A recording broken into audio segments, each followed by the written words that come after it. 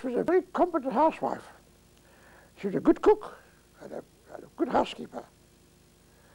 As I told you, she had 8 years looking after Norman.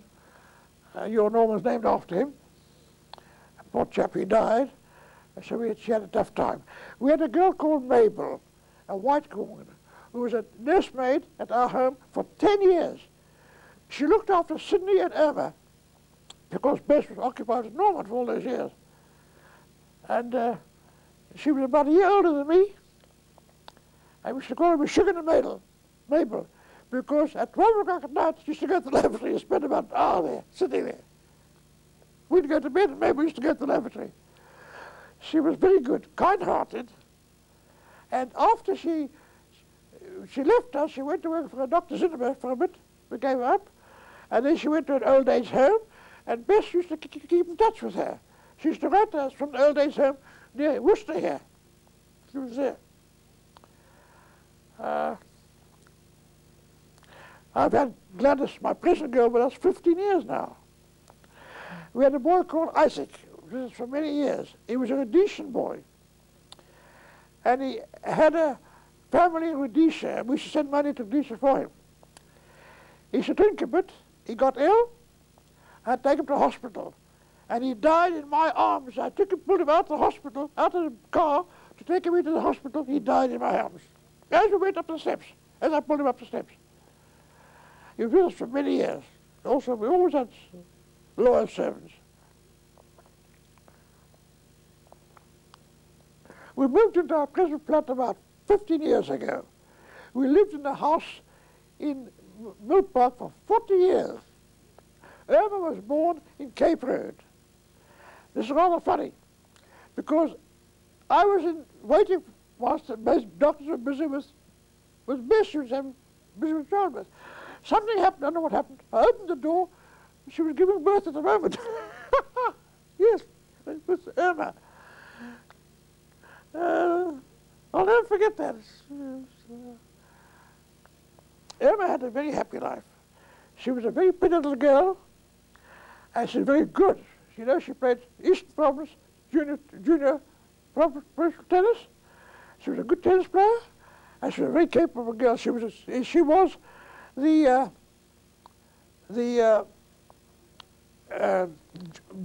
vice, what they call it, senior student, vice student for final year.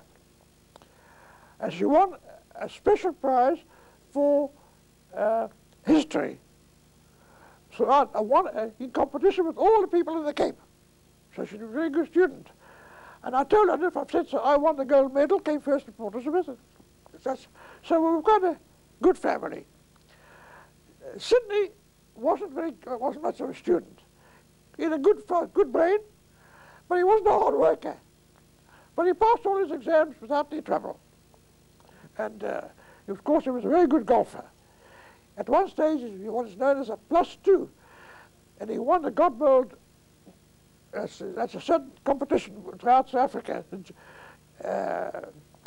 It's a prize to give him to the best qualifier in the championship. He was a very good golfer, and he got a lot of caps. He's played Eastern Province golf for years. Very, very good golfer. He's putting a hell of a weight now. Now he's become a very keen shot. He shoots. And Jason, my grandson, is also a first-class shot. He's got a farm, and on the farm he has stock, and he has game. And he goes shooting on his farm. Goes shooting other farms too. And takes Jason. Jason goes shooting. Jason had a mitzvah end of this month. In 1976, we went to America. We spent a month traveling through an agency here, and we went to all the cities, all the way around America, all the big cities, the whole lot. And ultimately we came to Philadelphia, where I had a first cousin of mine who was a rabbi and professor of Jewish studies at the Penn University, which is a very famous university in Philadelphia. When we came there, we were detained at the university by the vice president and the president. The vice president was a Jew, by the way. And my cousin was also a rabbi, as well as being a professor. And we stayed with him, and that's when Bess had an attack, a heart attack. And we came back. I practiced until 1988.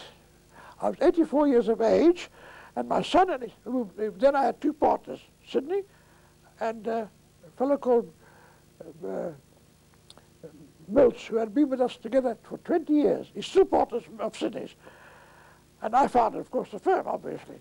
I took in Sydney, and after we took him else. And in 84, they said, you had enough. 88, they said, you had enough. You're 84 years of age, you shouldn't work anymore. I was very much against it because my brain was very active. It still is today. I've got all my wits about me. I'm not so strong on my pins anymore because of the accidents I had. Incidentally, I've had 3 blackouts. I once found myself on the floor in the kitchen, in the kitchen, yes.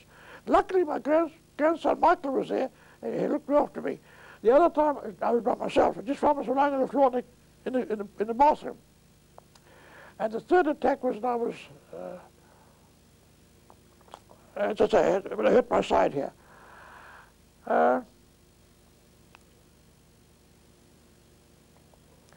Bess was tolerably well, good in health, but after her stroke, of course, it took her a long time to recover. But she recovered, and she was really quite almost normal when she died. She died when she was 82, quite a fair age. The Spilkins are not a very long-lived family. We're not known as people who live to 190 or so.